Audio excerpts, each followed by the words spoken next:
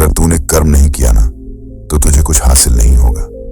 जो समय आज आप खराब कर रहे हैं ना, कल वही समय खून के आंसू रुला देगा। मकान ऊपर से नीचे की ओर नहीं बनता, बल्कि नीचे से ऊपर की ओर बनता है। जो इंसान बिना मेहनत किए रोटी खाता है न चोरी की रोटी खाता है। सभी बड़े सपनों का कत्ल करने वाला जो शब्द है वह है आलस। साथियों, कभी सोचा है कि इंसान नंगा ही क्यों पैदा होता है? इस एक बात को आज गहराई से सोचना कि पैदा होते वक्त किसी भी इंसान के तन पर वस्त्र नहीं होते। प्रकृति उसे कुछ नहीं देती, खाली हाथ भेजती है। होना तो ऐसा चाहिए था कि इधर बच्चा पैदा हुआ, उधर कुदरत ने आसमान से उसकी जरूरत की सभी चीजें टपका दी। गाड़ी भेज दी, मकान भेज दिए, ऐशो आराम की सभी चीजें भेज दी, खाने पीने की चीजें भेज दी कि ले भाई खा पी और ऐश कर। लेकिन कुदरत ऐसा कभी नहीं करती। क्या कुदरत के पास ये सब चीजें होती नहीं है? जरूर होती हैं, पर कुदरत कहती है कर्म कर, जो चाहता है मुझसे ले ले। तेरी जरूरत की हर चीज इस दुनिया में मौजूद है। तेरे मन में इच्छाएं जन्म लेती रहेंगी, लेकिन कर्म करके तू अपनी हर इच्छा पूरी करते रहना। कुदरत कहती है सावधान रहना। अगर तूने कर्म नहीं किया ना तो तुझे कुछ हासिल नहीं होगा, और फिर एक दिन मैं तुझे ऐसे ही वस्त्रहीन वापस बुला लूंगी। पृथ्वी का सारा वैभव तुझे पृथ्वी पर ही छोड़ना होगा। कुछ भी तेरे साथ ना जाएगा। सुख और दुख मेरे ये दो दूत तेरे साथ रहेंगे। हमेशा तू जैसे जैसे कर्म करेगा तुझे वैसे वैसे फल मिलते रहेंगे। साथियों, यह है नेचर का चमत्कार। प्रकृति कहती है इस संसार में सब कुछ है जो तुम सोच सकते हो, और वह भी जो नहीं सोच सकते। पर कर्महीन के लिए इस दुनिया में कुछ नहीं है। गोस्वामी तुलसीदास जी ने बेहद शानदार लिखा है कि सकल पदार्थ है जग माही कर्महीन नर पावत नाही। यानी इस संसार में सब कुछ है जो तुम्हें चाहिए, लेकिन जो कर्म ना करे उसके लिए कुछ भी नहीं है। गांधी कहते थे सबसे बढ़िया कमाई पसीने की कमाई है। उन्होंने कहा जो इंसान बिना मेहनत किए रोटी खाता है न चोरी की रोटी खाता है। स्वाभिमानी इंसान कभी दूसरों की मेहरबानियां पर जिंदा नहीं रहते। और इस वीडियो में मैं आपको बताऊंगा कि कोई भी काम कभी छोटा नहीं होता। लोगों की दिक्कत क्या है जानते हैं? मैं बताता हूं, बड़ा काम मिल नहीं रहा और छोटा आप करेंगे नहीं, तो फिर जिंदगी में क्या करेंगे? क्या यूं ही इस जिंदगी का बेड़ा गर्क हो जाने देंगे? आज जरूर कुछ लोगों के पास जिंदगी के कुछ सहारे होंगे। माँ बाप का सहारा होगा, इधर उधर का कोई सहारा होगा। लेकिन कल यदि वह सहारे नहीं रहे तो क्या करेंगे हुजूर? इस बात को आज अच्छे से समझ लें कि जो समय आज आप खराब कर रहे हैं ना, कल वही समय खून के आंसू रुला देगा, और यह दुनिया आपकी बर्बादी का तमाशा देखेगी। हंसते हंसते कामचोर और कर्महीनों की यही गति होती है। नोट कर लो आज मेरी बात कि इस दुनिया में समझदार लोग किसी काम को छोटा नहीं समझते। वह समझते हैं कि छोटे से ही बड़ा हुआ जाता है। अरे दोस्त, तुम पूरा इतिहास उठा के देख लो, हमेशा हर चीज छोटे से बड़ी हुई है। खुद सोचो, दिमाग लगाओ। आप बड़े पैदा हुए थे कि छोटे? सीधा 20 साल के तो पैदा नहीं हुए थे ना, धीरे धीरे ही बड़े हुए। एक छोटा सा बीज ही पेड़ बनता है। मकान ऊपर से नीचे की ओर नहीं बनता, बल्कि नीचे से ऊपर की ओर बनता है। नोट करो, ईश्वर सर्वशक्तिमान है। सारा ब्रह्मांड उनके ही हाथ में है। मगर वह भी जब इस धरा पर आए तो बाल रूप में ही आए। फिर चाहे राम हो, कृष्ण हो, नानक हो या कोई पीर पैगंबर, प्रकृति नेचर हमेशा छोटे से बड़े होने को सपोर्ट करती है। इसलिए किसी भी काम को कभी छोटा मत समझना। कोई भी काम हाथ में लेकर मेहनत और लगन से उसे बड़ा बना देना।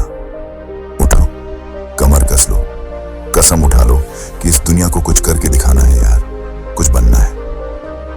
गुमनामी की मौत नहीं मरना, पूरी दुनिया के लिए नहीं तो कम से कम अपने देश के लिए उठो।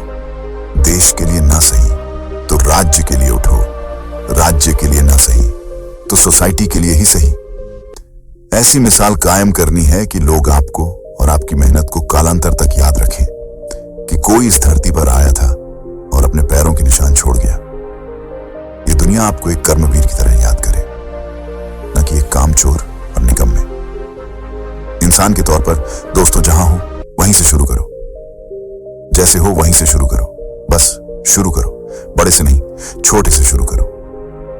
यहां सिखों के 5वें गुरु श्री अर्जुन देव के बारे में बात करना बहुत जरूरी है। उनको याद करना बहुत जरूरी है। अर्जुन देव जब चौथे गुरु के अखाड़े में शामिल हुए तो रिचुअल्स के अकॉर्डिंग उन्हें छोटे छोटे काम करने को दिए गए।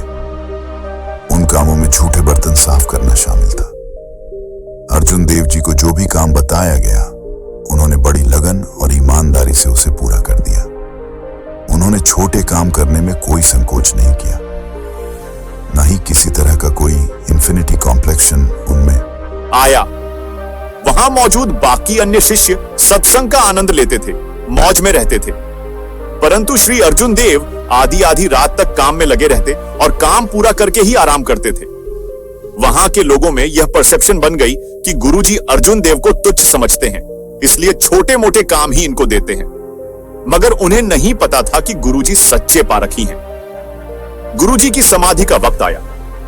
समाधि लेने से पहले गुरुजी ने अपने शिष्यों में से एक उत्तराधिकारी चुना और उसका नाम एक लिफाफे में डालकर लिफाफा बंद कर दिया। उनकी समाधि लेने के बाद जब वह लिफाफा खोला गया तो सब हैरान हो गए। उसमें अर्जुन देव जी का नाम लिखा था। तब अन्य शिष्यों को समझ आया कि जिस काम को तुम छोटा समझते हो उसी में गुरु आपकी असली परीक्षा लेते हैं। जो इंसान छोटा काम नहीं कर सकता वह बड़ा काम कैसे करेगा? जो इंसान कम वजन ना उठा सके उसे भारी वजन कैसे दिया जा सकता है? स्वामी विवेकानंद कहा करते थे, कोई काम छोटा नहीं होता। यदि मनपसंद काम मिल जाए तो मूर्ख भी उसे पूरा कर लेते हैं, किंतु बुद्धिमान इंसान वही है जो हर काम को अपने लिए पसंद का काम बना ले और उसी में रम जाए।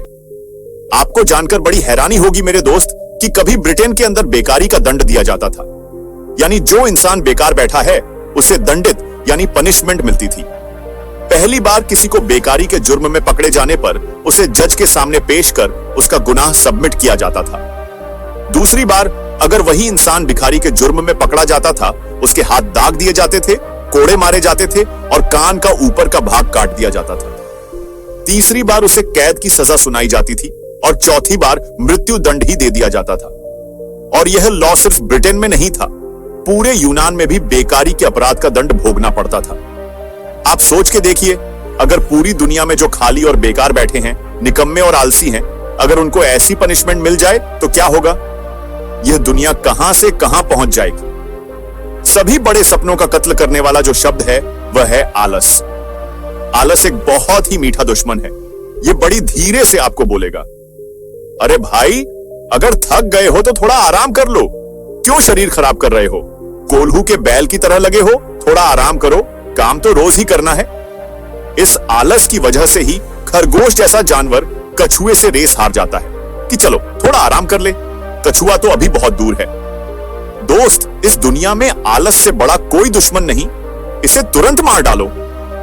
दुनिया के एक बहुत बड़े लेखक हुए, खलील जिब्रान। वह कहते थे, तुम बहुत भले हो जब अपने गोल की ओर पूरी ताकत से बढ़ते हो, लेकिन बुरे तुम तब भी नहीं जब अपने गोल की ओर लंगड़ा लंगड़ा कर ही सही चलते जाते हो, क्योंकि लंगड़ा हुए चलने वाले लोग भी कभी पीछे की ओर नहीं जाते। इसलिए दौड़ो। दौड़ नहीं सकते, चलो। चल नहीं सकते तो रेंगो, बस बैठो मत। साथियों, अगर आप हमारे चैनल पर नए हैं तो इसे सब्सक्राइब जरूर कर दें ताकि अगले वीडियो का नोटिफिकेशन आपको मिल सके। अगले किसी और शानदार वीडियो के साथ आपसे जल्दी ही मिलता हूं।